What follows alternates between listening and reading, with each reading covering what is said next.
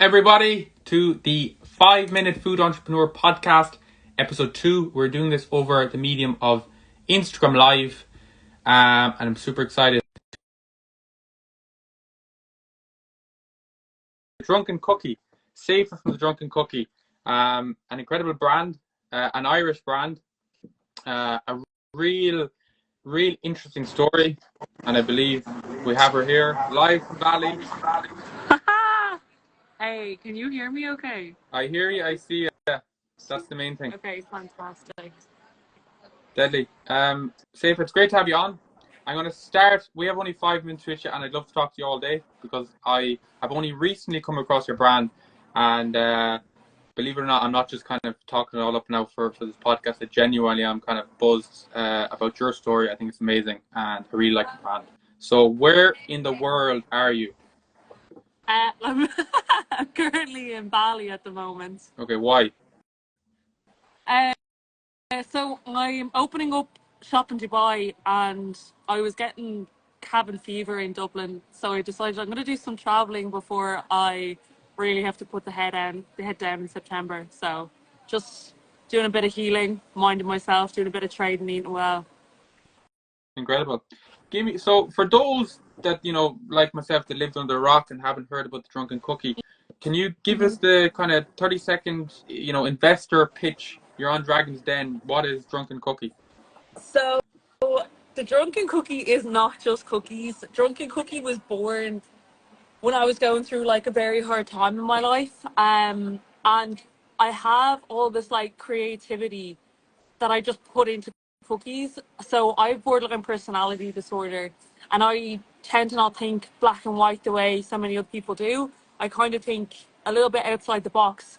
And I kind of just put that into the cookies, in terms of their flavors and their different styles.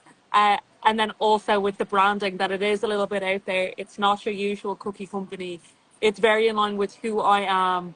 Um, and as outgoing as I am, I put it into the brand. I don't kind of shy away from who I am and what I do Yeah, have. yeah. No, like so, anyone that follows you, it's pretty real, right? Like you share your story. Is there? And I think it's amazing. I love it. That's why I'm engrossed in it. Do you ever think that maybe that, like, or even in your own head, you can go too far because you're very open with all the ups and downs of the business? Like, do you ever think you can go too far, or you're worried about that, or? And sometimes I put things up and I'm like, shit, is this too much? Like maybe I should pull back a little bit. But then I'm like, wait, who's gonna fire me? Who's Yeah. gonna tell me to take it down? Like, I'm very lucky that I'm in a position where like I have no one kind of above me to say, oh, take that down, or that's not right, or that's too much, or anything. If I feel like if it's right in the moment for me to post, I think I'll do it. It's just how I feel in the moment, and it's just that kind of letting that creative outlet flow is how I see it. Deadly. No, it's really interesting. So going back to before, you were a high baller living on a beach in Bali. I'm sure when you're doing marketing stuff, it wasn't always super easy. I'm always interested in this. I've been involved in food. I've started and done my own food business.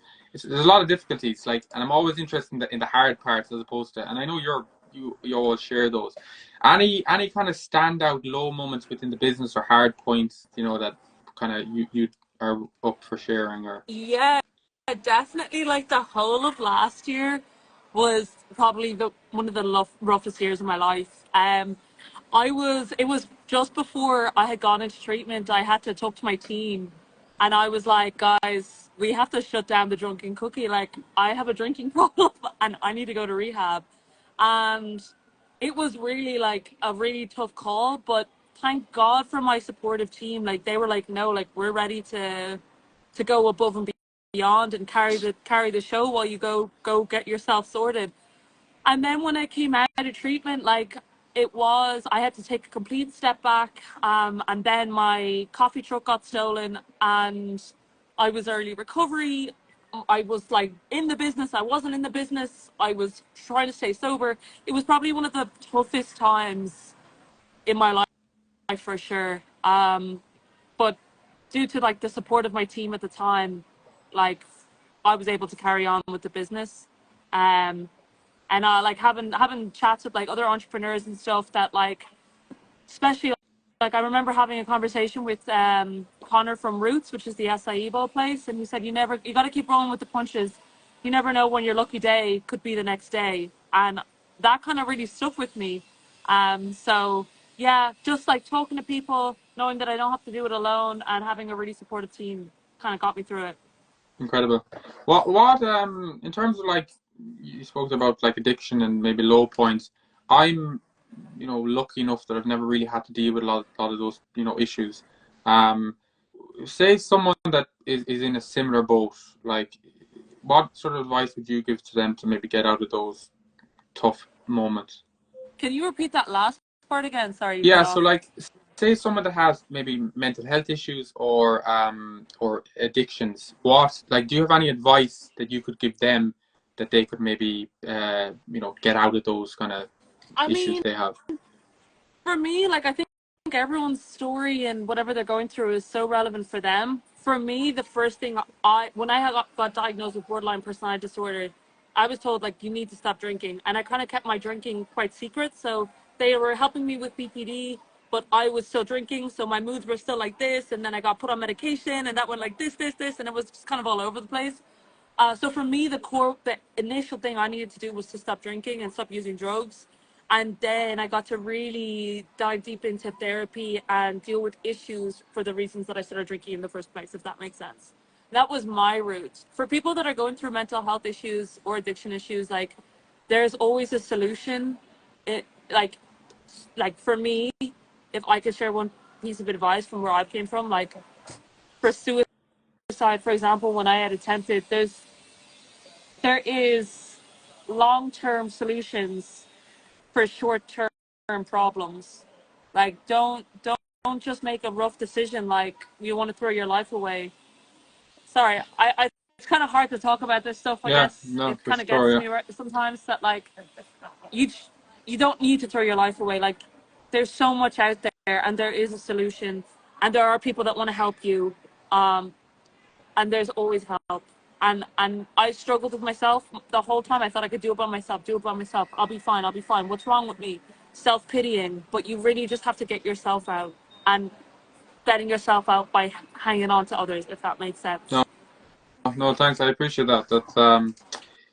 So where is the Drunken Cookie is operating in Ireland now. You do monthly boxes. Uh, that's you're not based in Ireland, right? It's you have a team in Ireland that runs that for you, or Yeah, exactly, exactly. Like it was kind of a call that I needed to make when I left Dublin. That like, okay, is Dublin going to still run while I move to Dubai? And at the moment, it is. Yes, that's not to say tomorrow that the guys could quit and say fuck this. So as of now, it's still running. And that's all I can say. Thank God, I've amazing, amazing team. I've always worked with amazing people. deadly. And so tell me then about the Dubai venture. So, I mean, it is what it is. Like, I was supposed to go over. We went over in January, me and my family and my ex boyfriend, and we were like, "Fuck it! Like, let's move over here. This is what's gonna happen for us." And I started looking at like premises over there, and like started doing trips back and forth. And then I fell in love with one place, and it was on the harbor. I started talking to Emar, which is the property developers over there, and decided to go through with it. And now I'm opening up in Dubai. And it's going to be the same style, six different cookies every single month. Except we're going to have like, it's going to be like a cafe. So you can add extra toppings, you can add ice cream, you can add sauces, and coffee and stuff like that as well. So are you nervous about that? Like it seems like a huge risk, Um, or it's huge risk. I'm going to be thousands of dollars in debt before I'm 30. I am absolutely terrified. Um, but I try not to think about it too much. I try to stay present. Because if I have one leg in yesterday, I have one leg in tomorrow, I'm pissing on today. So it's really important for me to stay present. The mind can go to pretty dark places, like what the hell am I doing? Especially going to Dubai. Um, just like in terms of, I don't know if you've heard about the situation with Tori and her issues with mental health, oh and yes, I she did, went I to did, I did. yeah, yeah, yeah, yeah, yeah, and then she got put in prison. Yeah. Like, I'm not the healthiest Yeah. mental chicken here, so I am a little bit worried in that aspect. But like, as long as I keep going to my meetings and stuff like that, like I should be okay. And I need to link back in with the psychologist once I kind of settle down again. So I am absolutely terrified. You know, what if it doesn't work? But this is always what I wanted to do. Ever since I was a child, I wanted to open a cafe. So I always have to remember little Seifa's cheering me on in the background. So that's the way I see it, is staying present, and I'm living my dream really. Deadly incredible. I'm going to ask you one more, or I'm going to ask you two more, but just on a offside. Um, I was in Chicago last year, and I heard you actually mentioning something on your post about I had some Crumble, the cookie brand. I thought it was incredible, and they have a great story about kind of starting, relatively small scaling. Is that what do you think about their story, or is it inspiring to you, or have you tried the product?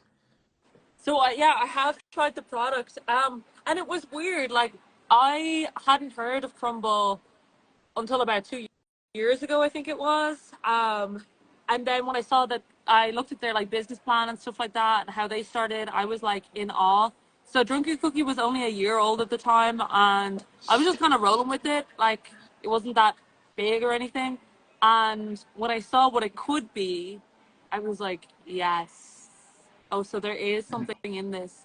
And like, it's kind of like, Ireland's a little bit slow in terms of like catching up with food trends and stuff like that. Like, I think it's like UK is 1 year ahead and the States is 5 years ahead. So I knew it might have been a little bit of a slow burner, but we definitely get there. And now Crumble Cookie is everywhere. People are talking about all the time in Ireland, like Hmm. Crumble Cookie dupe and stuff like that. So I think it's a great idea. And what I love is the changing menu, which is something I did from the beginning. Because it gets boring, no? Like having just an Oreo cookie or like a Biscoff cookie. Like, Yeah. come on, we want a little bit more juice, and that's exactly what Crumble Cookie are doing, which is great. Like, Do you love the business? Like, are you extremely passionate about it, or is it a weight on you, or where are my you with that? business, Yeah, of course. probably a silly question. Absolutely. My business is my baby. It is everything. It has gotten me through such dark times. It's giving me motivation. It gives me an outlet to be as creative as I want. It's created a community with my customers that are also fighting issues with mental health and addiction, borderline personality disorder. I've met some friends through my own business. My business is my baby. I love it. Right. Let me finish with this one. What is what's the future of the business? Where do you see it going, I suppose, long term? So So I definitely see, well, in an ideal world, I'll have Ireland still running. I'd have Dubai up and running. I'd love to set up in the UK, and then I'd love to set up in the States.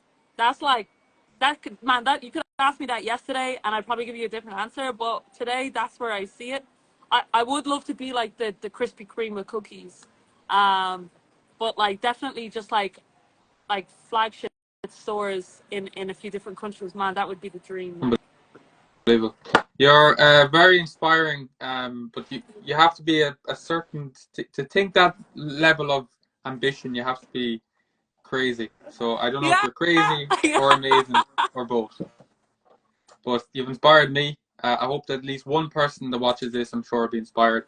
I'm getting your box, the Irish box Drunken Cookie. I've never tried it, so 100%. Whenever that next comes out, the next set comes out, I'm getting it, and I'm excited to try it. And thanks so much for the chat, and I hope our paths cross in the future. Thanks so much for having me, Evan. It was so nice chatting to you. You too, Sefa. God bless. Thank you. Hope you have a good day in Ireland. I will.